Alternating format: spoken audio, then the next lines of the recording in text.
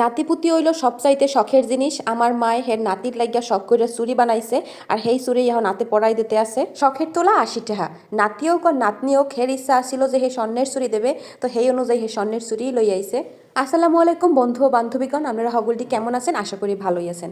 ময়ও আলহামদুলিল্লাহ ভালো আছি। বর্তমান যুগে কত রকমের সুবিধা, কত রকমের স্মৃতি ধরে রাখা যায়। আর মগো সময় কিন্তু গুড়াগাড়া থাকতে মগৈক্য স্টুডিওতে নিয়ে ছবি তুলে রাখতে, আর বড় হইলে পর হেয়ে দেখাইয়ে কইতে এই হলো তোমার ছোটবেলার ছবি। ইনশাআল্লাহ মোর পোলায় বড় হইয়া এই ভিডিওগুলো দেখবে আর কইবে ওর নানা নানি দাদা দাদি কি কি করছে ওর জন্য। এই ভিডিওগুলো কিন্তু মুই মেমোরি হিসাবেই করে রাখছিলাম, ভাবলাম আমনেগো লগেও শেয়ার করি। ওর দাদাই কিন্তু ওর লাগিয়ে স্বর্ণের চেইন আনাইছে, নাতিরে ভালোবাসা স্বর্ণের চেইন পরাই দিতে আছে সেহরানের দাদা দাদি। মাশাল্লাহ বলতে কিন্তু কেউ ভুললেন না, সবাই কিন্তু দাদা দাদি নানা নানির ভালোবাসা পায় না। আল্লাহর রহমতে মাশাল্লাহ আমার পোলায় কিন্তু সবারই ভালোবাসা পাইতে আছে। দোয়া করি আল্লাহ তাআলা যেন এই মানুষগুলোর 1000 বছর বাঁচাই রাখে। কিছু মানুষ আছে এই মুরব্বিকে ভালোবাসার মর্ম বোঝে না, এরা আসলে ব্যাককল ছাড়া আর কিছুই না। যাই হোক, আমি কিন্তু সেহরান হওয়ার 5 দিনের মাথায় হলো বাড়ি চলে আই, আর এই ভিডিওটা করা হয়েছে 6 দিনের দিন, অর্থাৎ সেহরানের জন্মের 6 দিনের দিন এই ভিডিওটা করা হয়।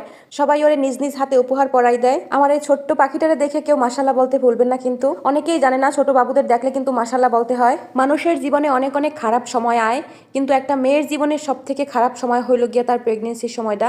ওই সময় এত খারাপ লাগে, কেউ যদি পাশে না থাকে, কেউ যদি সাপোর্ট না দেয়, কেউ যদি কোনো কষ্টের কথা কয়, তখন কিন্তু কলজা ফাইটে যায়। প্রেগনেন্সির সময় থেকে শুরু করে ডেলিভারির আগ যেসব মানুষগুলো আমার সবসময় সাপোর্ট দিয়েছে, ভালোবাসছে, আমি হেগো কথা কোনোদিনও ভুলবো না। বিশেষ করে আমার সিজারের পর যে মানুষগুলো আমার ভালোবাসা দিচ্ছে, আমার দেখতে আসছে, আমার পাশে আসলে, সেই সব মানুষের কথা আমার মাঝে মাঝেই মনে পড়ে, আর আমি হেগুলো একটা মন বইটা দোয়া করি। সেহরানের খালায় প্রাইভেট পড়াইয়া টাকা জমাইছে, আর সেই টাকা দিয়েই কিন্তু এই যে চেইনটারে বানাই রাখছে রূপার চেইন। ছোট বোনের কাছে বড় বোনের সন্তানরা সবসময় নিজের সন্তানের মতনই হইয়ে থাকে, আর আয়সার ক্ষেত্রেও এটার ব্যতিক্রম হয় না। আয়সা হলো সেহরানের নিজের সন্তানের মতনই ভালোবাসে, নিজের কষ্টের টাকা জমাই রাখে চেইন বানাই রাখছে সবাই আগে, আর ওর চেইনটা আজকে ওর সবার সামনে পরাই দেয় সেহরান রে।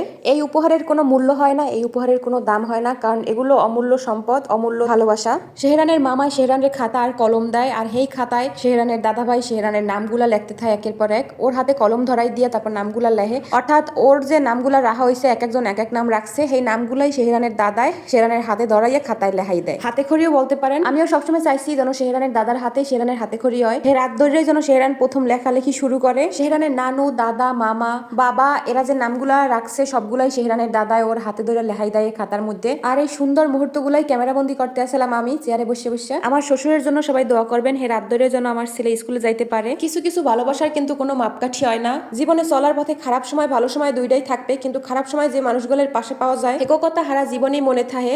আমার জীবনেও এমন কিছু শুভাকাঙ্ক্ষী আছে যারা আমার অসুস্থতার কথা চিন্তা করে আমারে রান্না করেও খাওয়াইছে, অথচ আত্মীয় স্বজন কাছের মানুষ একটা ফোন দিয়ে খোঁজও রাখে নাই। সেই সব মানুষের প্রতি আমার মন থেকে সবসময় ভালোবাসা থাকবে। এগো লাগে আলাদা করে দোয়া করা লাগে না, যখনই মনে পড়ে তখনই আল্লাহর কাছে বলি। সবাই আমার ছেলের জন্য দোয়া করবেন, আল্লাহ তাআলা যেন ওরে সুস্থ রাখে, সর্বদা নেক হায়াত দান করে। আজকের ভিডিওটা এই পর্যন্ত। সবাই ভালো থাকবেন, সুস্থ থাকবেন। ভিডিও কেমন হয়েছে অবশ্যই কমেন্ট করে জানাবেন, আর যারা নতুন আছেন পেজটারে ফলো দিয়ে যাইয়েন। ইউটিউব থেকে যারা দেখতে আছেন হেরা চ্যানেলটা সাবস্ক্রাইব করে দিয়েন। আল্লাহ হাফেজ।